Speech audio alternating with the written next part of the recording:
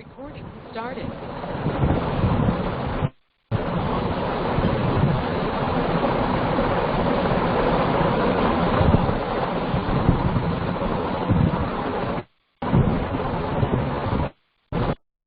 Recording started.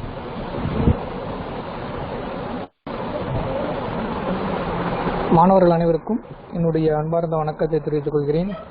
இன்னைக்கு நம்ம பார்க்க போற பாடம் என்ன அப்படின்னு பார்த்தீங்க அப்படின்னா 5வது பாடம், அதாவது மில்லிங் இயந்திரம் அப்படின்ற இயந்திரத்தை பற்றி தான் நம்ம இந்த வகுப்பில் பார்க்க போகிறோம். ஸோ இதுக்கு முன்னாடி கிட்டத்தட்ட 4 இயந்திரங்கள் நம்ம பார்த்து முடிச்சாச்சு. அதாவது கடைசல் இயந்திரம் பார்த்துட்டோம், அதுக்கடுத்து துளையிடும் இயந்திரம் அப்படின்னு என்னென்னு பார்த்தோம், அதுக்கப்புறம் உருவமைக்கும் இயந்திரம் அப்படின்னா பார்த்தோம். இப்போ லாஸ்ட்டாக அரைப்பு இயந்திரத்தை பற்றி நம்ம படிச்சுக்கிட்டு இருந்தோம். சரிங்களா? இப்போ அதை தொடர்ந்து நம்ம இப்போ பார்க்க போகிற பாடம் என்ன அப்படின்னு பார்த்தீங்கன்னா மில்லிங் இயந்திரம். ஸோ இதுவும் பார்த்தீங்க அப்படின்னா தொழிற்சாலைகளில் பயன்படுத்தக்கூடிய ஒரு முக்கியமான இயந்திரம். ஸோ இந்த இயந்திரத்தை பற்றி தான் நம்ம இந்த வகுப்பில் ஃபுல்லாக பார்க்க போகிறோம். இதனுடைய அமைப்புகள் எப்படி இருக்குது, சரிங்களா, இது என்னென்ன பாகங்கள் இருக்குது இதில், அதுபோல் இந்த பாகங்கள் ஒவ்வொன்றும் எப்படி செயல்படுகின்றது, சரிங்களா, அதில் என்னென்ன வகை மிஷின் இருக்குது அப்படின்றதான் நம்ம என்ன செய்கிறோம்னா இந்த கிளாஸில் பார்க்கலாம். இதில் நம்ம ஃபஸ்ட்டு பார்க்க போகிற என்ன பார்த்தீங்கன்னா இந்த மில்லிங் இயந்திரத்தை பற்றின ஒரு அறிமுகத்தை நம்ம தெரிஞ்சுக்கலாம். பொதுவாக பார்த்தீங்க அப்படின்னா எந்த ஒரு இயந்திரம் இருந்தாலுமே அந்த இயந்திரத்தில் பார்த்தீங்க அப்படின்னா வெட்டூலியானது பொருத்தப்பட்டிருக்கும். சரிங்களா? அந்த வெட்டூலியின் மூலமாக தான் பனிப்பொருளில் தேவையில்லாத உலோகங்களை நீக்கி இயந்திர பணி செய்து என்ன செய்கிறாங்க அப்படின்னா அவங்களுக்கு தேவையான வடிவங்களை கொண்டு வராங்க. சரிங்களா? அதே போல தான் இந்த உருவமைக்கும் இயந்திரத்திலையும் பார்த்தீங்க அப்படின்னா வெட்டூலியை பயன்படுத்தி என்ன செய்கிறாங்க அப்படின்னு பார்த்தீங்க அப்படின்னா அவங்களுக்கு தேவையான வடிவங்களை இயந்திர பணி செய்யக்கூடிய ஒரு இயந்திரத்தை தான் நம்ம என்ன சொல்கிறோம் அப்படின்னா மில்லிங் இயந்திரம் அப்படின்றோம். இதில் என்ன வேறுபடும் அப்படின்னு பார்த்தீங்கன்னா அது இயந்திர பணி செய்யக்கும் போது வெளியேற்றக்கூடிய அந்த பனிப்பொருளினுடைய உலோக துகள்கள் இருக்கு பார்த்தீங்களா, அந்த உலோக துகள்களை நீக்கக்கூடிய முறை, சரிங்களா, அது எந்த முறையில் நீக்கப்படுது அப்படின்றது தான் ஒவ்வொரு இயந்திரத்திற்கும் மாறுபடும். சரிங்களா? இப்போ பார்த்தீங்க அப்படின்னா எல்லா வெட்டூலியுமே பார்த்தீங்கன்னா சுழலும்படியாக இருக்கும். அப்படி இல்லை அப்படின்னா வெட்டூலி நிலையாக இருக்கும், பனிப்பொருள் சுழலும்படியாக இருக்கும். இந்த இயந்திரத்தை பொறுத்த வரையிலும் இங்கு வெட்டூலியானது பார்த்தீங்க அப்படின்னா நன்கு சுழலும்படி என்ன செஞ்சிருப்பாங்க அப்படின்னா அமைக்கப்பட்டிருக்கும். சரிங்களா? பார்த்தீங்கன்னாலே தெரியும். இதுதான் பார்த்தீங்க அப்படின்னா வெட்டூலியானது. இது இயந்திர பணி செய்யப்பட்ட பரப்பு, இது பனிப்பொருள். சரிங்களா? இதில் இந்த சுழலும் பலமுனை வெட்டூலி இருக்காது, இதுக்கு பேர் தான் வெட்டூலி. இதில் பார்த்தீங்கன்னா பலமுனை வெட்டூலி அப்படின்றாங்க. மில்லிங் இயந்திரத்தில் பயன்படுத்தக்கூடிய வெட்டூலி என்ன வெட்டூலி? பலமுனை வெட்டூலி அப்படின்றாங்க. சரிங்களா? இங்கே பார்த்தீங்கன்னா தெரியும் பல முனைகள் இருக்குது, இங்கே ஒரு முனை, இங்கே ஒரு முனை, இங்கே ஒரு முனை, அதனால அதுக்கு பேர் என்னது? பலமுனை வெட்டூலி அப்படின்னு பேர். ஸோ இப்போ இந்த சுழலும் பலமுனை வெட்டூலி இருக்காது, அந்த வெட்டூலிக்கு எதிராக நம்ம என்ன செய்யணும் அப்படின்னா பனிப்பொருளை நகற்றணும். அப்போ இந்த வெட்டூலி எந்த டைரக்ஷனில் சுழலும் அப்படின்னு பார்த்தீங்க அப்படின்னா கிளாக் வைஸ் டைரக்ஷன். இங்கே பார்த்தீங்கன்னா தெரியும் கடிகார சுற்றும் திசை அப்படின்னு பேர். இந்த கடிகாரம் சுற்றக்கூடிய திசையை தான் நம்ம என்ன சொல்கிறோம் அப்படின்னா கிளாக் வைஸ் அப்படின்றோம். ஸோ இந்த கிளாக் வைஸ் திசையில் பார்த்தீங்கன்னா இந்த பனி வெட்டூலியானது என்ன செய்யும்? சுழன்று கொண்டே இருக்கும். அப்படி இந்த சுழலும் வெட்டூலிக்கு எதிராக அப்படின்னா ஆப்போசிட் சைடில், சரிங்களா, இதுதான் பனிப்பொருள் அப்படின்னா இது இப்படி சுழலுது அப்படின்னா நம்ம என்ன செய்யணும் அப்படின்னா பனிப்பொருளை இந்த திசையை நோக்கி என்ன செய்யணும் அப்படின்னு நகர்த்தணும். இதான் எதிர் திசை அப்படின்னு பேரு. அப்படி நகர்த்தும் பொழுது பனிப்பொருளில் இருக்கக்கூடிய உலோகத்தை பார்த்தீங்க அப்படின்னா துருவல் முறையில் உலோகத்தை வெட்டி எடுக்கின்றது. சரிங்களா? மில்லிங் இயந்திரத்துல எந்த முறையில் உலோகத்தை வெட்டி எடுக்கின்றது அப்படின்னு பார்த்தீங்க அப்படின்னா துருவல் முறையில் உலோகத்தை வெட்டி எடுக்கின்றது. அந்த முறையை தான் நம்ம என்ன சொல்றோம் அப்படின்னா மில்லிங் அப்படின்றோம். சரிங்களா? அப்ப பனிப்பொருளிலிருந்து உலோகத்தை துருவல் முறையில் வெட்டி எடுக்கும் முறையை தான் நம்ம என்ன சொல்றோம்? மில்லிங் அப்படின்றோம். சரிங்களா? இது போன்ற இந்த முறைகளை செய்ய பயன்படக்கூடிய இயந்திரத்தை தான் நம்ம என்ன சொல்றோம் அப்படின்னா மில்லிங் இயந்திரம் அப்படின்றோம். சரிங்களா? ஸோ இதான் இந்த படத்தில் கொடுத்துருக்காங்க அழகா. ஸோ இந்த சுழலும் உலோக பனி வெட்டுளிக்கு இணையாக அப்படி இல்லாமல் என்னது எதிராக பனிப்பொருளை நகர்த்தும் பொழுது, சரிங்களா, பனிப்பொருள் என்ன செய்யணும்?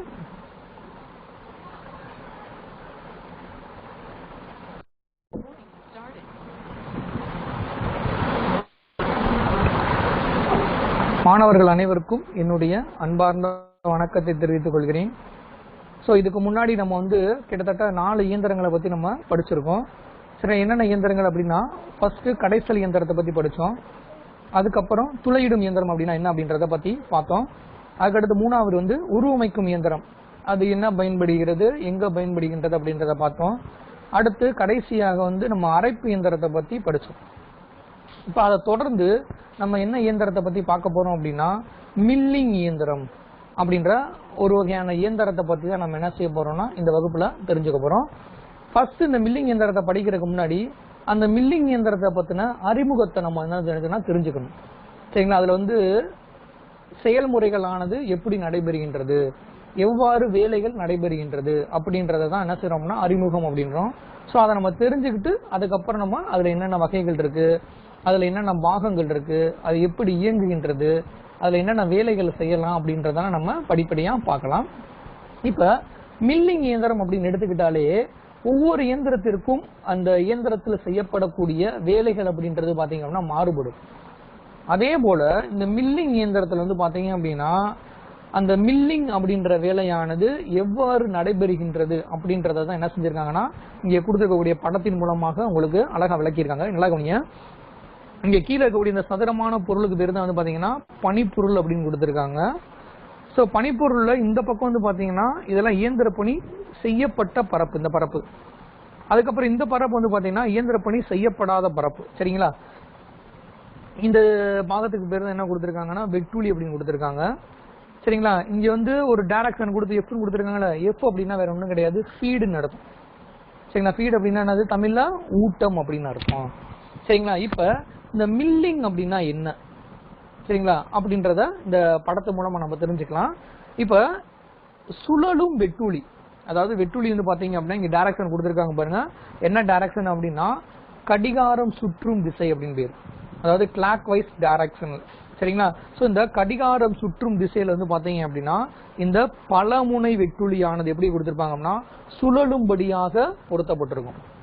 சரிங்களா? அப்படி சுழலக்கூடிய இந்த பலமுனை வெட்டுளிக்கு எந்த டைரக்ஷன்ல பனிப்பொருளை நம்ம நகர்த்தணும் அப்படின்னா எதிராக, எதுக்கு எதிராக அப்படின்னா இந்த சுழலும் பலமுனை வெட்டுளிக்கு எதிராக என்ன செய்யணும் அப்படின்னா இந்த டைரக்ஷன்ல என்ன செய்யணும், பனிப்பொருளை நகர்த்த வேண்டும்.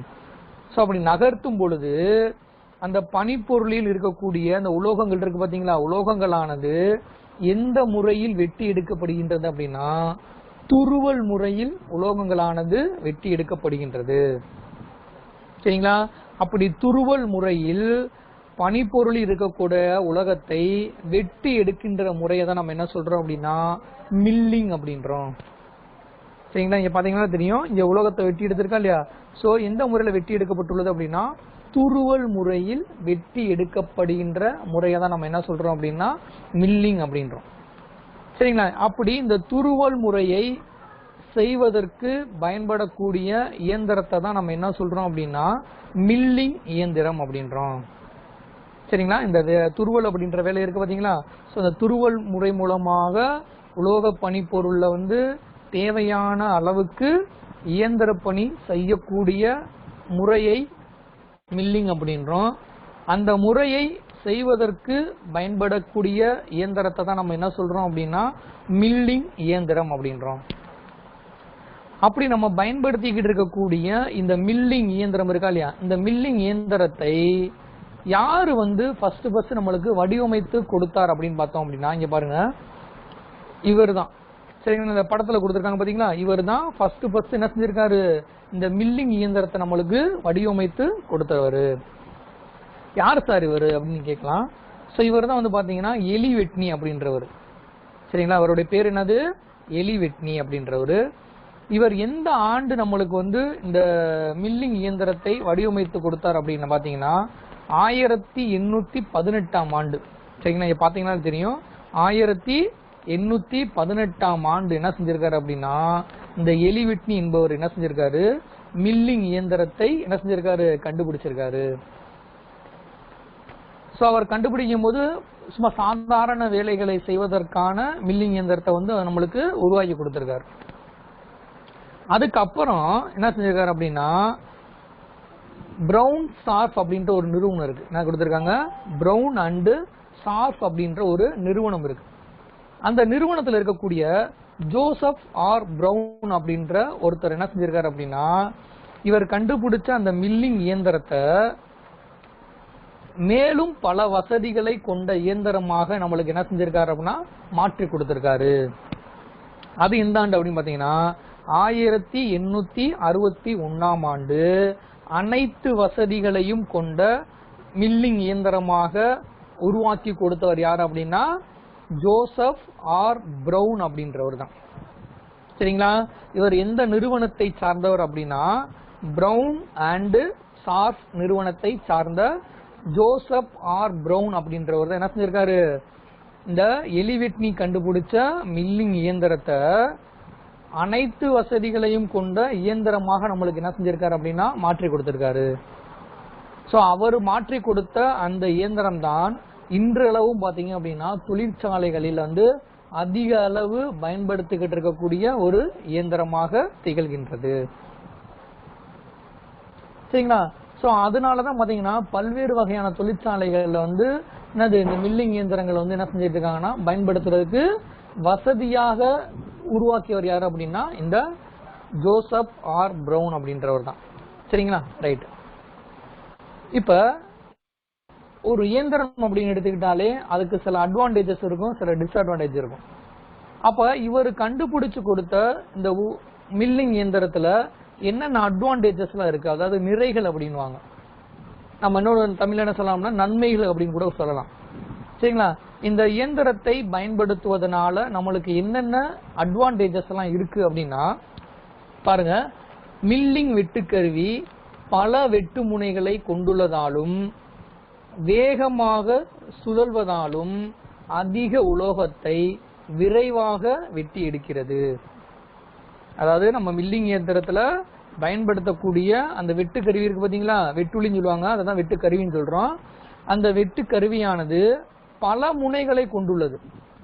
அதாவது மல்டி பாயிண்ட் கட்டிங் டூல் அப்படின்னு ஆங்கிலத்துல. அந்த பல முனைகளை கொண்டுள்ளனால அதே நேரத்துல வேகமாக சுழலக்கூடியது. சோ இந்த ரெண்டு இது இருக்கனால உலோகங்களை நம்ம என்ன செய்யணும்னா விரைவாக வெட்டி எடுக்க முடியும் இந்த மில்லிங் இயந்திரத்துல. சரிங்களா? அடுத்து ஒரே சமயத்துல ஒன்றுக்கும் மேற்பட்ட வெட்டு கருவிகளை நம்ம என்ன செஞ்சுக்கலாம் அப்படின்னா இந்த இயந்திரத்துல பொருத்தி வேலை செய்யலாம். சரிங்களா? மற்ற இயந்திரங்கள்ல ஒரு நேரத்துல ஒரு வேலைகளை மட்டும்தான், ஒரு வெட்டு கருவியை மட்டும்தான் என்ன செய்ய முடியும், பொருத்த முடியும். ஆனா இந்த மில்லிங் இயந்திரத்துல என்ன செஞ்சுக்கலாம் அப்படின்னா ஒரே சமயத்துல என்ன செஞ்சுக்கலாம், ஒன்றுக்கும் மேற்பட்ட வெட்டு கருவிகளை பொருத்தி என்ன செஞ்சுக்க முடியும் அப்படின்னா வேலையானது செய்யலாம். சரிங்களா? அடுத்த அட்வான்டேஜஸ் என்னன்னு பாருங்க. இதுல இருக்கக்கூடிய இந்த பனிமேடை அப்படின்ற பாகம் இருக்கு பாத்தீங்களா, அந்த பனிமேடை அப்படின்ற பாகத்தை நம்ம எந்த அளவுக்கு நுணுக்கமாக நகர்த்தி வேலை செய்யலாம் அப்படின்னா 0.02 மில்லிமீட்டர், 0.5 மில்லிமீட்டர் அப்படின்றதே ரொம்ப கம்மியானது. அதை விட மிக மிக கம்மியானது என்னது 0.02 மில்லிமீட்டர் அப்படின்னு இருக்கும். சோ இந்த மில்லிமீட்டர் அளவுக்கு நுணுக்கமாக நம்ம என்ன செய்யலாம் அப்படின்னா இந்த பனிமேடை என்ற பாகத்தினை நகர்த்தி நம்ம என்ன செய்யலாம், இயந்திர பணியானது செய்யலாம். அடுத்த அட்வான்டேஜ் என்னன்னு பாருங்க, மில்லிங் இயந்திரத்தின் மூலம் பல்வேறு வெட்டு கருவிகள் மற்றும் நுணுக்கமான கருவிகள் செய்ய முடிவதால் பயனுள்ள இயந்திரமாக கருதப்படுகிறது அப்படின்றாங்க.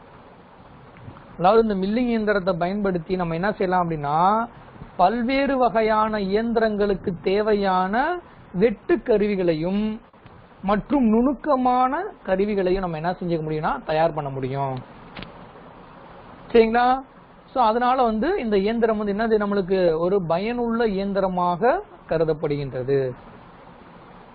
அடுத்து பாருங்க, மில்லிங் இயந்திரத்தில் பல சிறப்பு சேர்க்கைகளை பொருத்தி பிற இயந்திரங்களில் செய்யக்கூடிய வேலைகளை செய்யலாம் அப்படின்றாங்க. சிறப்பு சேர்க்கைகள் அப்படின்னு என்னன்னா ஆங்கிலத்துல ஸ்பெஷல் அட்டாச்மெண்ட் அப்படின்வாங்க. சோ இந்த மாதிரி சிறப்பு சேர்க்கைகளை நம்ம என்ன செய்யலாம் அப்படின்னா இந்த மில்லிங் இயந்திரத்துல நம்ம என்ன செஞ்சுக்கலாம், பொருத்தி பல்வேறு இயந்திரங்களில் செய்யக்கூடிய வேலைகளை கூட நம்ம என்ன செய்யலாம் அப்படின்னா இந்த மில்லிங் இயந்திரத்துல செய்ய முடியும். அப்ப நம்ம இந்த ஒரு இயந்திரம் மட்டும் இருந்தாலே போதும், ஒரு நமக்கு தேவையான எல்லா வேலைகளையும் நம்ம என்ன செய்ய முடியும், இதை பயன்படுத்தி செய்யலாம் அப்படின்றாங்க. சரிங்களா? சோ அடுத்து பாருங்க, மில்லிங் இயந்திரம் இருக்கும் பற்றையின் தரம் உயர்கிறது. தரம் அப்படின்னா என்னது அர்த்தம்? குவாலிட்டி.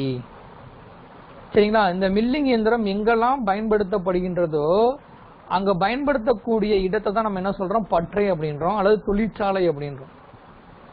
சரிங்களா? அந்த இடம் அதனுடைய தரம் உயர்கிறது. ஏன் அப்படின்னா இதுல தயாரிக்கக்கூடிய பொருளினுடைய நுணுக்கம் பாத்தீங்க அப்படின்னா சோ அந்த அளவுக்கு குவாலிட்டியா இருக்கும்.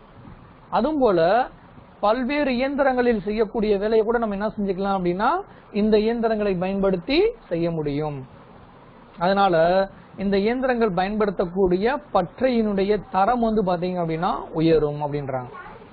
இதெல்லாம் இந்த மில்லிங் இயந்திரத்தை பயன்படுத்துவதனால நம்மளுக்கு ஏற்படக்கூடிய நன்மைகள். நன்மைகள் எங்கெங்க இருக்கும் அங்கெல்லாம் கண்டிப்பா தீமைகள் இருக்கும். அதுபோல இந்த இயந்திரத்தை பயன்படுத்துவதனால நமக்கு என்னென்ன குறைபாடுகள், அதாவது டிஸ்அட்வான்டேஜ் அப்படின்னு பேரு, என்னென்ன குறைகள் எல்லாம் இருக்கு அப்படின்னு பார்த்தோம் அப்படின்னா, ஃபர்ஸ்ட் ஒண்ணு, இவ்வளவு வேலைகள் செய்யக்கூடிய ஒரு இயந்திரம் இருக்கு அப்படின்னா கண்டிப்பா அதனுடைய விலை எப்படி இருக்கும் பாத்தீங்கன்னா அதிகமாக தான் இருக்கும். சரிங்களா? இது நம்ம நார்மலா நம்ம தெரிஞ்சக்கூடிய விஷயம். எந்த ஒரு பொருளினுடைய குவாலிட்டி மற்றும் அதுல செய்யக்கூடிய வேலைகள் அதிகமா இருக்கோ அதனுடைய விலை கண்டிப்பா அதிகமா இருக்கும். அதே போலதான் இந்த மில்லிங் இயந்திரத்தினுடைய விலையும் அதிகமாக இருக்கும். இதுதான் நம்மளுக்கு இருக்கக்கூடிய டிஸ்அட்வான்டேஜ். அடுத்து பாருங்க, மில்லிங் வெட்டுக்கருவிகளின் விலை அதிகம். பல்வேறு வேலைகளை செய்ய தேவையான வெட்டுக்கருவிகள் வாங்க அதிக முதலீடு தேவை. அதாவது இதுல பயன்படுத்தக்கூடிய இந்த வெட்டுக்கருவி இருக்கு பாத்தீங்களா, அந்த வெட்டுக்கருவியினுடைய விலை பாத்தீங்கன்னா ரொம்ப காஸ்ட்லியா இருக்கும். சரிங்களா? அதே போக நம்ம பல்வேறு வகையான வேலைகளை இதிலே செய்யலாம் சொன்னோம். அப்ப அந்த பல்வேறு வகையான வேலைகளை செய்வதற்கு தேவையான அந்த வெட்டு கருவிகளை வாங்குவதற்கான முதலீடு, அதாவது இன்வெஸ்ட்மெண்ட் பண்றோமா இல்லையா, அந்த முதலீடு பாத்தீங்க அப்படின்னா அதிகம் தேவை. சரிங்களா? அப்பதான் நம்ம அந்த வெட்டு கருவிகள் எல்லாம் என்ன செய்ய முடியும், வாங்கி பயன்படுத்த முடியும். அடுத்து பாத்தீங்கன்னா உருவமைக்கும் இயந்திரம், துளையிடும் இயந்திரம் போன்ற மற்ற இயந்திரங்களில் செய்யக்கூடிய வேலையினை இதில் செய்வதால் உற்பத்தி செலவு கூடும். அதாவது உருவமைக்கு இயந்திரத்துல செய்யக்கூடிய வேலையும் இதுல செய்யலாம், துளையிடும் இயந்திரத்துல செய்யக்கூடிய வேலையும் நம்ம என்ன செஞ்சுக்கலாம், இந்த இயந்திரத்தை பயன்படுத்தி செய்யலாம். அப்படி செய்வதனால அதனால் ஏற்படக்கூடிய உற்பத்தி செலவு பாத்தீங்க அப்படின்னா நம்மளுக்கு அதிகமாகும் அப்படின்றாங்க.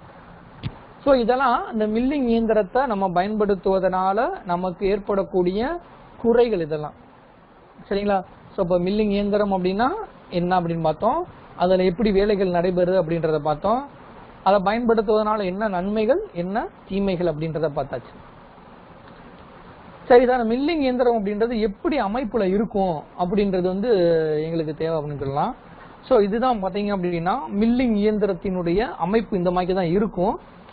சரிங்களா? சோ இது என்ன மில்லிங் இயந்திரம் அப்படின்னு பாத்தீங்க அப்படின்னா கிடைமட்ட மில்லிங் இயந்திரம். ஏன் சார் இதை கிடைமட்ட மில்லிங் இயந்திரம் அப்படின்னு சொல்றீங்க அப்படின்னா, இதுல பாருங்க இங்க ஒரு கம்பி மாதிரி தெரியுதா, சோ இந்த கம்பி இந்த இயந்திரத்துக்கு எப்படி பொருத்திருக்காங்க அப்படின்னா ஹரிசாண்டலா பொருத்திருக்காங்க. அதனால இந்த இயந்திரம் என்ன இயந்திரம் சொல்றாங்க, கிடைமட்ட மில்லிங் இயந்திரம் அப்படின்றாங்க.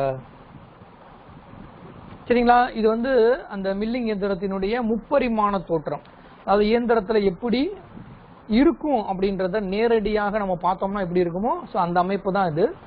சரிங்களா? சோ இப்ப இதுல என்னென்ன பாகங்கள்லாம் இருக்கு, இந்த பாகங்களினுடைய வேலைகள் என்ன, சரிங்களா அப்படின்றத நம்ம விளக்கமா பார்க்க போறோம். இதுல நம்ம எப்பயுமே ஃபர்ஸ்ட் பார்க்கக்கூடிய ஒரு இயந்திரத்திற்கு முக்கியமான பாகம் அப்படின்றது என்ன அப்படின்னா அதனுடைய அடிபாகம் தான். அதாவது ஆங்கிலத்தில் என்ன சொல்லுவாங்க அப்படின்னா பேஸ் அப்படின்வாங்க. சோ இதுதான் நம்ம இந்த கீழே இருக்கக்கூடிய இந்த பெட்டி போன்ற அமைப்பு இருக்கா இல்லையா, சோ இந்த பாகத்தை தான் நம்ம என்ன சொல்றோம் அப்படின்னா அடிபாகம் அப்படின்றோம். பொதுவா அந்த அடிபாகம் என்பது எந்த உலோகத்தால வடிவமைக்கப்பட்டிருக்கும் அப்படின்னு பாத்தீங்க அப்படின்னா வார்ப்பிரும்பு என்ற ஒரு உலோகத்தை பயன்படுத்தி என்ன செஞ்சிருப்பாங்க அப்படின்னா இந்த இயந்திரத்தினுடைய அடிபாகத்தை நம்மளுக்கு வடிவமைச்சிருப்பாங்க. ஏன் அப்படின்னா இந்த வார்ப்பிரும்பு தான் அதிக எடையை தாங்கக்கூடிய உலோகமாகவும் மற்றும் அதிர்வுகளை தாங்கக்கூடிய உலோகமாகவும் நம்மளுக்கு என்னது பயன்படுகின்றது. சரிங்களா? அப்படி இருக்கக்கூடிய இந்த அடிபாகத்தினுடைய மேற்பகுதி தான் பாத்தீங்க அப்படின்னா, மேற்பகுதியில தான் இந்த இயந்திரத்தினுடைய மற்ற அனைத்து பாகங்களுமே இருக்கும்.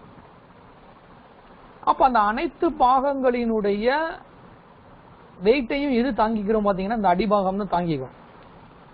சரிங்களா? அது போக இந்த அடிபாகத்தின் மீது பாத்தீங்கன்னா அப்படி சைடுல வந்து பாத்தீங்கன்னா ஒரு நீல செங்குத்தான ஒரு தூண் பாகம் அப்படின்றது வந்து பாத்தீங்க அப்படின்னா இதனுடைய மேற்பகுதியில வந்து அமைக்கப்பட்டிருக்கும். சரி, அது போக பாத்தீங்கன்னா இந்த கீழே இந்த அடிபாகம் சொல்றோமோ இல்லையா, இந்த சதுர வடிவமான இந்த பாகத்தை தான் அடிபாகம் அப்படின்றோம். இது பார்ப்பதற்கு வந்து பெட்டி போன்று இருக்கும். உள்ளுக்குள்ள வந்து பாத்தீங்க அப்படின்னா கூடு போன்ற அமைப்பாக இருக்கும். அப்ப அதுக்குள்ள என்ன சார் பயன்படுத்துவாங்க அப்படின்னா, இந்த இயந்திரத்திற்கு தேவையான குளிர்விக்கும் திரவமானது இந்த பெட்டியினுடைய உட்பகுதியில் என்ன செஞ்சிருப்பாங்க அப்படின்னா தேக்கி வைக்கப்பட்டிருக்கும். அது என்ன சார் குளிர்விக்கும் திரவம் அப்படின்னு கேட்கலாம். கூலண்ட் ஆயில் அப்படின்வாங்க ஆங்கிலத்துல. அதாவது நம்ம பனிப்பொருள் வந்து வெட்டுளியில பட்டு உரசும் பொழுது அங்க வந்து என்னன்னா வெப்பம் ஏற்படும். அந்த வெப்பத்தை குறைப்பதற்காக பயன்படுத்தக்கூடிய திரவம் என்ன திரவம்? குளிர்விக்கும் திரவம் அப்படின்றது. அந்த குளிர்விக்கும் திரவம் எங்க இருக்கும்? இந்த அடிபாகத்தினுடைய இந்த பெட்டி போன்ற அமைப்பினுடைய உட்பகுதியில் வந்து பாத்தீங்க அப்படின்னா ஒரு தொட்டி போன்ற அமைப்பு இருக்கும். அந்த அமைப்புக்குள்ள இந்த குளிர்விக்கும் திரவமானது என்ன செஞ்சிருப்பாங்க? தேக்கி வைக்கப்பட்டிருக்கும். சோ இதுதான் பாத்தீங்கன்னா அடிபாகத்தினுடைய பயன்கள். அடுத்து செங்குத்து பாகம். செங்குத்து பாகத்தை நம்ம என்ன சொல்லலாம்னா தூண் பாகம் அப்படின்னு சொல்லலாம். ஆங்கிலத்தில் என்ன சொல்றாங்கன்னா காலம் அப்படின்வாங்க. சரிங்களா? என்ன சார் இங்கே ஒரு படம் கொடுத்துருக்கீங்க அப்படின்னு சொல்லலாம். இதுக்கு முன்னாடி பார்த்த படம் என்ன அப்படின்னா அந்த கிடைமட்ட மில்லிங் இயந்திரத்தினுடைய முப்பரிமாண தோற்றம், அதாவது 3D வியூ அப்படின்பா. ஆனா இங்கே கொடுத்துருக்கக்கூடிய படம் வந்து பாத்தீங்க அப்படின்னா நேர்கோட்டு வரைபடம், அதாவது 2 டைமென்ஷனல் டிராயிங். நம்மளுக்கு தேர்வுல இந்த வரைபடத்தை தான் நம்ம என்ன செய்யணும் அப்படின்னா நம்ம வரையணும். சரிங்களா? இப்ப இதுல நம்ம அந்த அடிபாகத்தை பத்தி படிச்சாச்சு. இப்ப நம்ம பார்க்கக்கூடிய பாகம் என்னன்னு அடுத்து தூண் பாகத்தை பத்தி பார்க்க போறோம். இந்த தூண் பாகம் எங்க பொருத்தப்பட்டிருக்கும் அப்படின்னு பாருங்க, இந்த அடிபாகத்தினுடைய மேல் பகுதியில பொருத்திருக்காங்க. சரிங்களா? இந்த அடிபாகத்தினுடைய மேல் பகுதியில பொருத்தப்பட்டுள்ள இந்த செங்குத்தாக இருக்கக்கூடிய பாகத்தை தான் என்ன சொல்றோம்? தூண் பாகம் அப்படின்றோம். சரிங்களா? இந்த தூண் பாகத்தினுடைய உட்பகுதியில வந்து பாத்தீங்க அப்படின்னா அப்படியே ஒரு கூடு போன்ற அமைப்பு இருக்கும். அதாவது துளையுடைய அமைப்பாக இருக்கும். சரிங்களா? அது ஏன் சார் அங்க வந்து கூடு போன்ற அமைப்பு கொடுத்திருக்காங்க? ஃபுல்லா சாலிடா இருக்காது. நடுவில் வந்து பாத்தீங்கன்னா அப்படின்னா ஒரு துளை போன்ற வடிவத்தில் இருக்கும். சரிங்களா? ஏன் அப்படி இருக்கு அப்படின்னா இந்த தூண் பாகத்தினுடைய இந்த உட்பகுதி இருப்பாங்க கூடு போன்ற பகுதி, இந்த கூடு போன்ற பகுதிக்குள்ளதான் இந்த சுழற்றி அப்படின்ற பாகம் இருக்கா இல்லையா, இந்த பாகத்தினை இயக்கக்கூடிய இயந்திர நுட்பங்களானது பொருத்தப்பட்டிருக்கும். சரிங்களா? இந்த தூண் பாகத்தினுடைய இந்த கூடு போன்ற அமைப்புக்குள்ள எது பொருத்திருப்பாங்க அப்படின்னா இந்த சுழற்றி என்ற பாகத்தை இயக்கக்கூடிய இயந்திர நுட்பமானது பொருத்தப்பட்டிருக்கும். அது போக பாருங்க, இந்த தூண் பாகத்தினுடைய முன்பக்கம் அப்படின்னா இதான் முன்பக்கம். இந்த முன்பக்கத்துல இருந்து பாத்தீங்கன்னா அப்படி ஒரு சின்ன 2 கோடு மாதிரி போட்டிருக்காங்களா, இதுக்கு பேரு வந்து பாத்தீங்கன்னா வழித்தடம் அப்படின்னு பேரு. வழித்தடம் அப்படின்னா என்னன்னா கீவே அப்படின்வாங்க. ஒரு வழித்தடமானது வெட்டப்பட்டிருக்கும். எங்க? இந்த தூண் பாகத்தினுடைய முன்பகுதியில வந்து வழித்தடம் வெட்டியிருப்பாங்க. இந்த வழித்தடத்துல பாத்தீங்க அப்படின்னா இந்த நீ அப்படின்னு கொடுத்திருக்காங்களா, இந்த நீ அப்படின்ற பாகமானது இந்த வழித்தடத்துல என்ன செய்யும் அப்படின்னா இப்படி மேலும் கீழும் என்ன செய்யும்? நகரும்படி அமைக்கப்பட்டிருக்கும். சரி, எங்க போனா இந்த செங்குத்து தூண் பாகம் இருக்கா இல்லையா, பாகத்தினுடைய முன்பகுதியில ஒரு வழித்தடம் வெட்டியிருப்பாங்க. இந்த வழித்தடத்துல இந்த நீ அப்படின்ற பாகம் எப்படி நகரும்? செங்குத்தாக எப்படி என்ன செய்யும்? அப்படி மேலும் கீழும் நகரும்படி அமைக்கப்பட்டிருக்கும். இது போக இந்த தூண் பாகத்துல வேற என்ன பொருத்திருப்பாங்க அப்படின்னா இந்த தூண் பாகத்தினுடைய மேல் பகுதியில் வந்து பாத்தீங்க அப்படின்னா உச்சிக்கை அப்படின்ற பாகம், அதாவது ஆங்கிலத்தில் என்ன சொல்லுவாங்கன்னா ஓவர் ஆம் அப்படின்வாங்க. ஸோ இந்த உச்சிக்கை ஆம் பொருத்துவதற்கான வசதி வந்து என்ன செஞ்சிருப்பாங்க அப்படின்னா செய்யப்பட்டிருக்கும் இந்த தூண் பாகத்துல. ஸோ இதான் தூண் பாகம் அப்படின்னு. அடுத்து நம்ம பார்க்கக்கூடியது சாடில். சரிங்களா? அந்த சாடில் அப்படின்ற பாகம் வந்து எங்க இருக்கு அப்படின்னா இங்க பாருங்க, இந்த அப்படி நீ அப்படின்ற பாகம் இருக்கா இல்லையா, சோ இந்த நீ என்ற பாகத்தினுடைய மேற்பகுதியில வந்து பாத்தீங்கன்னா இங்க 2 சின்ன கோடு போட்டிருக்காங்களா, அந்த கோடுக்கு பேரு வந்து வழித்தடம் அப்படின்னு பேரு. அப்ப இந்த நீ என்ற பாகத்தினுடைய மேற்பகுதியில் இருக்கக்கூடிய இந்த வழித்தடம் இருக்குல்ல, இந்த வழித்தடத்தில் பொருத்தப்பட்டுள்ள இந்த பாகத்தை தான் நம்ம என்ன சொல்றோம் அப்படின்னா சாடில் அப்படின்றோம். இங்க பாத்தீங்கன்னா தெரியும் இந்த பாகம் இருக்கா இல்லையா? சோ இந்த பாகத்தை தான் நம்ம என்ன சொல்றோம்? சாடில் அப்படின்றோம். இது எதுல இந்த பாகத்துல பொருத்தப்பட்டிருக்கு? இந்த நீ என்ற பாகத்தினுடைய மேற்பகுதியில் இருக்கக்கூடிய வழித்தடத்துல இந்த சாடில் அப்படின்ற பாகம் என்ன செஞ்சிருக்கு? பொருத்தப்பட்டு எப்படி நகரும்படி இருக்கும் பாத்தீங்க அப்படின்னா, இந்த தூண் பாகத்தினுடைய முகப்பு பகுதி இருக்கா இல்லையா? இந்த முகப்பு பகுதியை நோக்கி இப்படி முன்னும் பின்னும் நகரும்படி என்ன செஞ்சிருப்பாங்க அப்படின்னா பொருத்தப்பட்டிருக்கும். இது இந்த சாடில் அப்படின்ற பாகம்.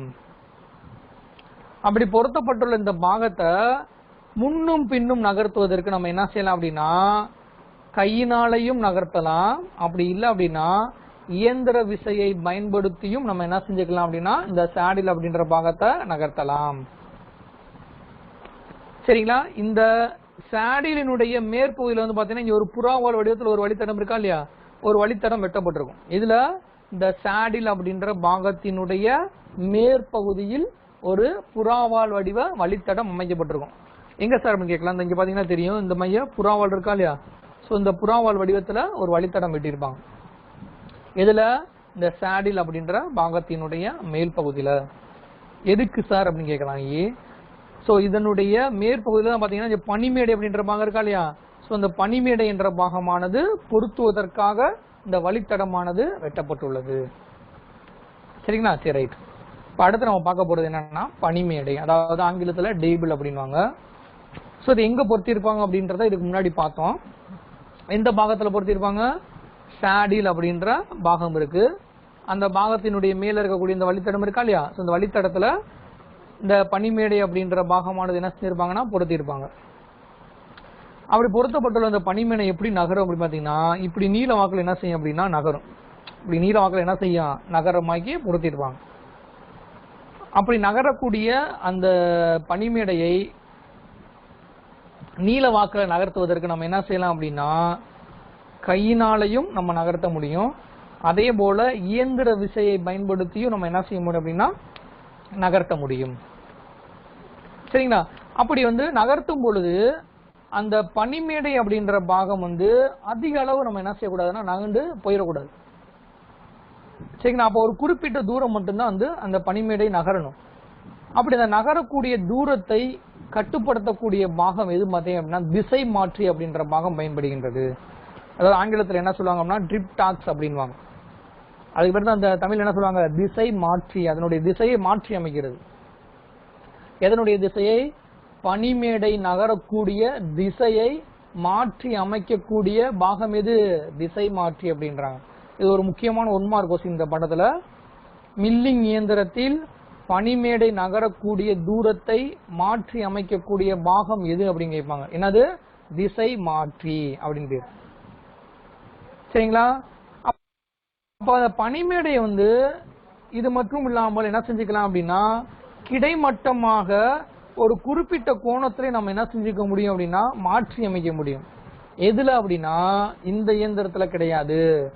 அனைத்திற்கும் ஏற்ற மில்லிங் இயந்திரத்துல இந்த வேலையை நம்ம என்ன செய்யலாம் அப்படின்னா செய்யலாம். என்னன்னா பனிமேடைய என்ன செஞ்சுக்கலாம்? தேவையான கோணத்துக்கு நகர்த்தி அமைத்து என்ன செஞ்சுக்கலாம்னா நெளிவு வேலைகளை செய்யலாம். நெளிவு வேலைகள் அப்படின்னா என்னன்னா வளைவா இருக்கக்கூடிய வேலைகளை நம்ம என்ன செய்ய முடியும்னா செய்ய முடியும். இதுல அனைத்திற்கும் ஏற்ற மில்லிங் இயந்திரத்துல இதுல செய்ய முடியாது. சரிங்களா? அப்படி இருக்கக்கூடிய இந்த பனிமேடையினுடைய மேற்பகுதியில் வந்து பாத்தீங்கன்னா தெரியும் டி வடிவத்துல பள்ளங்கள் வெட்டி இருக்காங்களா? தெரியுதா? ரைட். இந்த பள்ளங்கள் எதுக்கு வெட்டப்பட்டிருக்கு அப்படின்னா இதுக்கு மேலதான் பனிப்பொருளை நம்ம பிடிப்போம். அப்ப பனிப்பொருளை பிடிப்பதற்கு பயன்படுத்தக்கூடிய இந்த வைஸ் போன்ற பிடிப்பான்கள் இருக்கு பாத்தீங்களா? சோ அந்த பிடிப்பான்களை பனிமேடையில் இறுக்கி பிடிப்பதற்காக என்ன செஞ்சிருக்காங்க அப்படின்னா இந்த டி வடிவ பள்ளங்களானது வெட்டப்பட்டிருக்கு. சோ இதன் மூலம் நம்ம என்ன செஞ்சுக்கலாம் அப்படின்னா பனிப்பொருளை பிடிக்கும் சாதனங்களை நம்ம என்ன செஞ்சுக்க முடியும்னா இறுக்கி பிடிக்க முடியும். ரைட்டா? இதுதான் பனிமேடை அப்படின்ற பாகம். சரிங்களா? அடுத்து ஸ்பிண்டில், அதாவது ஆங்கிலத்தில் என்ன சொல்லுவாங்கன்னா சுழற்றின்னு, தமிழ்ல சுழற்றின்னு அப்படிவாங்க, ஆங்கிலத்தில் வந்து ஸ்பிண்டில் அப்படின்வாங்க. ஸோ இந்த ஸ்பிண்டில் அப்படின்ற பாகம் எங்க பொருத்திருவாங்கன்னு பார்த்துருக்கோம்னா இந்த தூண் பாகத்தின்ல மேற்பகுதியில பொருத்தப்பட்டிருக்கக்கூடிய இந்த பாகத்தை தான் நம்ம என்ன சொல்றோம் அப்படின்னா சுழற்றி அப்படின்றோம். சரிங்களா? இந்த சுழற்சிக்கு வந்து பாத்தீங்கன்னா சுழலும் விசையை கொடுக்கணுமா இல்லையா? அப்ப சுழலும் விசையை கொடுப்பதற்கு தேவையான இயந்திர நுட்பங்கள் எதுல இருக்கும்? இந்த தூண்பாகத்தினுடைய உட்பகுதியில் இருக்குன்னு சொல்லி படிச்சோம். சரி சார், அந்த இயந்திர நுட்பத்துக்கு சுழலும் விசை எதுல இருந்தா சார் கிடைக்கும் அப்படின்னு கேட்கலாம். சோ அதுக்கு என்ன பயன்படுத்துறாங்க அப்படின்னா மின் மோட்டார் மூலம் சுழலும் விசையானது கிடைக்கின்றது. எதுக்கு? சுழற்சி என்ற பாகத்திற்கு சுழலும் விசையானது எதன் மூலம் கொடுக்கப்படுகிறது அப்படின்னா மின் மோட்டார் மூலிருந்து சுழலும் சக்தியானது கொடுக்கப்படுகின்றது. சரி சார், மின் மோட்டார்ல இருந்து கிடைக்கக்கூடிய சுழலும் சக்தி எப்படி இந்த சுழற்சிக்கு கடத்துவீங்க அப்படின்னா அதற்கு இது பயன்படுது அப்படின்னா பெல்ட் அல்லது பல்லினை அல்லது கிளட்ச், இந்த மூன்றுல ஏதாவது ஒன்றை பயன்படுத்தி என்ன செய்யறாங்க அப்படின்னா மின் மோட்டாரில் இருந்து கிடைக்கக்கூடிய சுழலும் சக்திய என்ன செய்யறாங்க இந்த சுழற்சி அப்படின்ற பாகத்துக்கு கொண்டு போறாங்க. சரிங்களா? அது போக இந்த சுழற்சியினுடைய முன்பக்கத்துல வந்து பாத்தீங்க அப்படின்னா சரிவான ஒரு துளை இருக்கும். அது நம்ம ஆல்ரெடி படிச்சிருக்கோம் கடைசில எந்திரத்துல துளைடி எந்திரத்துலாம். அந்த சுழற்சியினுடைய சரிவு துளையில தான் பாத்தீங்க அப்படின்னா பல்வேறு வகையான சாதனங்களில் உள்ள வெட்டுக்கருவிகள் வந்து என்ன செய்து பிடிக்கப்படுகின்றது. அந்த சரிவு துளையில தான் நம்ம என்ன செய்யறோம்? பல்வேறு வகையான வெட்டுக்கருவிகளானது பிடிக்கப்படுகின்றது. சரிங்களா? சோ இந்த பாகத்தை தான் நம்ம என்ன சொல்றோம் அப்படின்னா சுழற்சி அப்படின்றோம். அடுத்து உச்சிக்கை. இந்த உச்சிக்கை அப்படின்னு ஆங்கிலத்தில் என்ன சொல்லுவாங்கன்னா ஓவரம் அப்படின்னு சொல்லுவாங்க, படிச்சிருக்கோம். இது எங்க பொருத்தப்பட்டிருக்கு அப்படின்னா இந்த தூண்பாகத்தினுடைய இதான் தூண்பாகம், இந்த தூண்பாகத்தினுடைய உச்சியில் பொருத்தப்பட்டுள்ளதுனால இதுக்கு பேர் என்ன சொல்றாங்க? உச்சிக்கை அப்படின்றாங்க. எதுக்கு சார் உச்சிக்கை அப்படின்றாங்க கேட்கலாம். இது பார்ப்பதற்கு எப்படி இருக்கு அப்படின்னா ஒரு கை போன்று நீளமா இருக்கு. ஆமா, என்னது? கை. சோ கை போல நீளமா இருக்கனால இதுக்கு பேர் என்னது? உச்சிக்கை அப்படின்றாங்க. இது எங்க பொருத்தப்பட்டிருக்கும்? தூண்பாகத்தினுடைய உச்சியில பொருத்தப்பட்டிருக்கும்.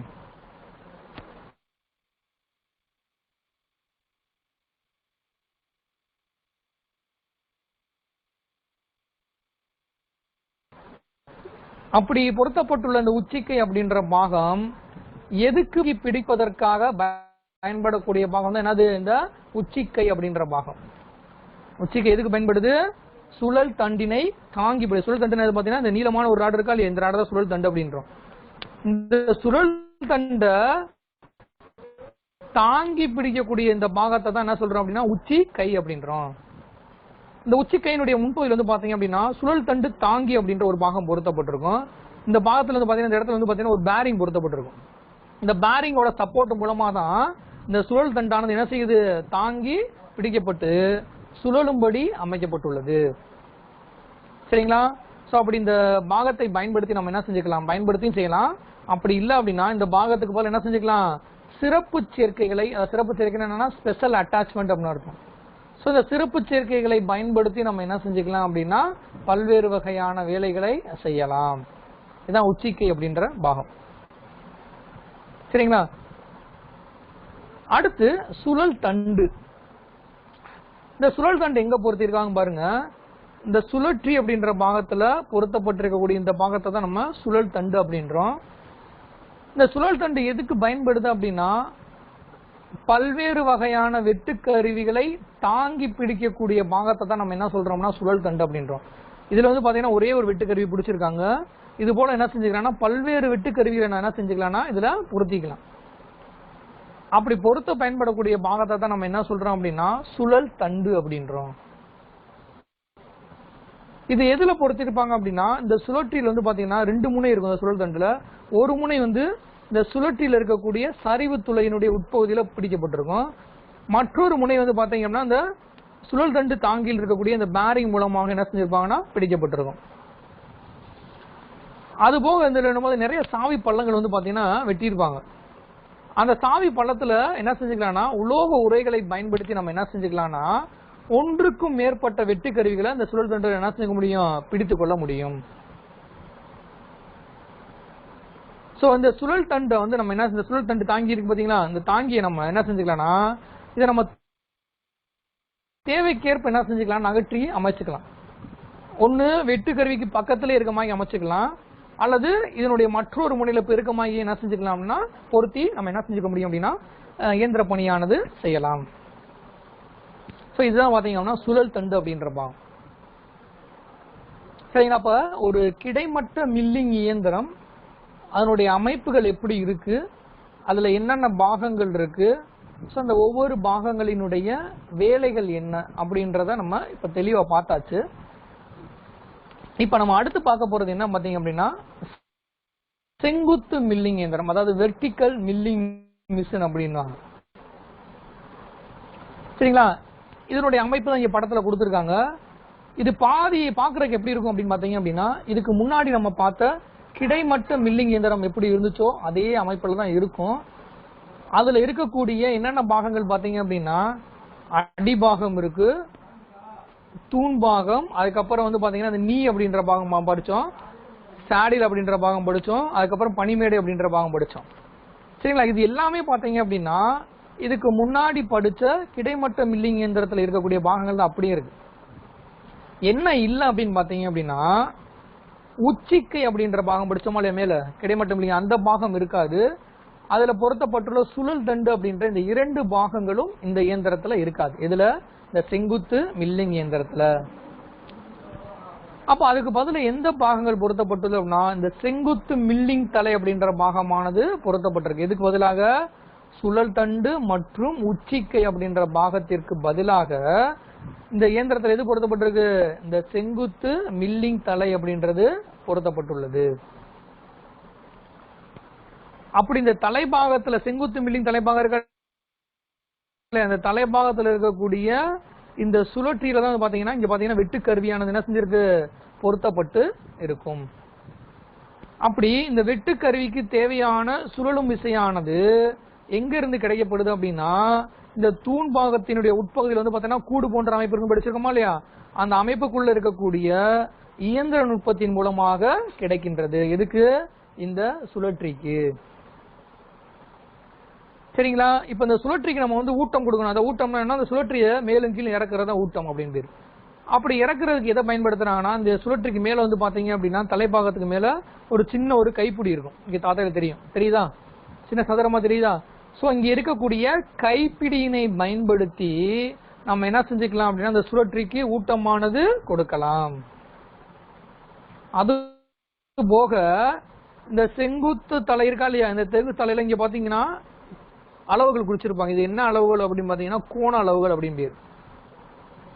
அப்ப இந்த செங்குத்து மில்லிங் தலை என்ற பாகம் இருக்கா இல்லையா, இந்த பாகத்தை மட்டும் நம்ம என்ன செஞ்சுக்கலாம் அப்படின்னா தேவையான கோணத்திற்கு என்ன செஞ்சுக்க முடியும், திருப்பி அமைக்க முடியும். எதுக்காக திருப்பி அமைக்கலாம் அப்படின்னா சரிவான பரப்புகளை இயந்திர பணி செய்வதற்கு இந்த மாதிரி என்ன செஞ்சுக்கலாம்னா அதனுடைய தலையை மட்டும் நம்ம என்ன செஞ்சுக்க முடியும், திருப்பி அமைக்க முடியும். சோ இதான் நம்ம என்ன சொல்றோம் அப்படின்னா செங்குத்து மில்லிங் இயந்திரம் அப்படின்றோம்.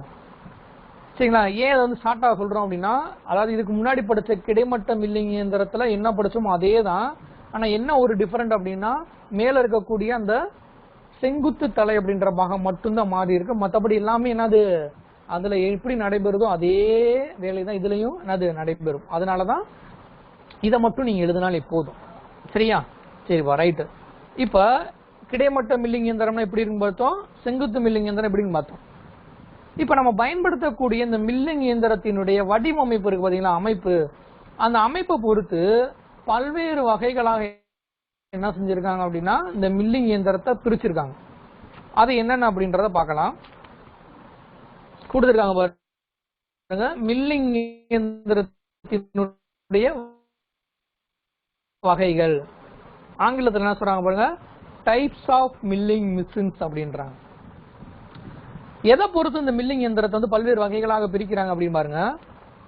மில்லிங் இயந்திரம் அதன் அமைப்பை பொறுத்து, அமைப்பு அப்படின்னா என்னன்னா அது வடிவமைக்கப்பட்டுள்ள உருவத்தை பொறுத்து பல்வேறு வகைகளாக பிரிக்கப்பட்டுள்ளது அப்படின்றாங்க. எதனுடைய அமைப்பை பொறுத்து பிரிக்கப்பட்டுள்ளது அப்படின்னா பாருங்க, ஃபர்ஸ்ட் காலம் மற்றும் நீ வகை மில்லிங் இயந்திரம் அப்படின்றாங்க. காலம் என்ன தம்பி அர்த்தம், தூண் பாகம் இருக்கா இல்லையா, அதான் காலம் அப்படின்றாங்க. நீ அப்படின்னா அந்த நீ முன்னாடி இருக்கக்கூடிய பாகம். இந்த இரண்டினுடைய அமைப்பை பொறுத்து 3 வகைகளாக பிரிக்கிறாங்க. பாருங்க, இது இன்னொரு பேர் இருக்கு, என்ன சொல்றாங்க, கிடைமட்ட மில்லிங் இயந்திரம். சரிங்களா? அடுத்து அனைத்திற்கும் ஏற்ற மில்லிங் இயந்திரம். மூணாவது பாருங்க, எல்லாம் வல்ல மில்லிங் இயந்திரம், அடுத்து செங்குத்து மில்லிங் இயந்திரம். இது நாலுமே பாத்தீங்க அப்படின்னா எதனை அடிப்படையாக வைத்து பிரிக்கப்பட்டுள்ளது அப்படின்னா மில்லிங் இயந்திரத்தில் இருக்கக்கூடிய காலம் அப்படின்ற பாகத்தையும் நீ அப்படின்ற பாகத்தினுடைய அமைப்பையும் பொறுத்து 4 வகைகளாக பிரிச்சிருக்காங்க. அடுத்து ரெண்டாவது பாருங்க, பனிமேடை வகை மில்லிங் இயந்திரம். அந்த மில்லிங் இயந்திரத்துல பொருத்தப்பட்டுள்ள பனிமேடை அப்படின்ற பாகம் இருக்கா இல்லையா, அதனுடைய அமைப்பை பொறுத்தும் இயந்திரத்தை பிரிச்சிருக்காங்க. அடுத்து பிளேனர் வகை மில்லிங் இயந்திரம். பிளேனர் அப்படின்னா என்னன்னா அதுல இருக்கக்கூடிய ஒரு பாகம் தான். இந்த பாகத்தை பொறுத்து நம்ம என்ன செஞ்சிருக்காங்கன்னா மில்லிங் இயந்திரத்தை பிரிச்சிருக்காங்க. அடுத்து 4வது பாருங்க, சிறப்பு வகை மில்லிங் இயந்திரம், அதாவது ஸ்பெஷல் டைப் அப்படின்வாங்க. ஸ்பெஷல் டைப் மில்லிங் இயந்திரம் அப்படின்ற ஒரு வகை இருக்கு. இந்த 4மே பாத்தீங்க அப்படின்னா மில்லிங் இயந்திரத்தினுடைய அமைப்பை பொறுத்து பிரிச்சிருக்காங்க. சரிங்களா? இந்த அமைப்பை பொறுத்து பிரிக்கக்கூடிய இந்த 4 வகை மில்லிங் இயந்திரங்களை பற்றியும் நம்ம என்ன செய்யலாம் அப்படின்னா அடுத்த கிளாஸ்ல விரிவா நம்ம என்ன செய்ய முடியும்னா பார்க்கலாம். அதாவது காலம் மற்றும் நீ வகை மில்லிங் இயந்திரம்னா என்ன, பனிமேடை வகை மில்லிங் இயந்திரம்னா எப்படி இருக்கும், அதே மாதிரி பிளானர் வகை மில்லிங் இயந்திரம் எப்படி இருக்கும், அதே மாதிரி சிறப்பு வகை மில்லிங் இயந்திரம் என்ன அப்படின்ற ஒவ்வொரு வகைகளை பற்றியும் நம்ம என்ன செய்யலாம் அப்படின்னா அடுத்த வகுப்புகள்ல தெளிவா விளக்கமாக நம்ம பார்க்கலாம். இதோட இன்றைய வகுப்பு முடிவடைகிறது. நன்றி, வணக்கம்.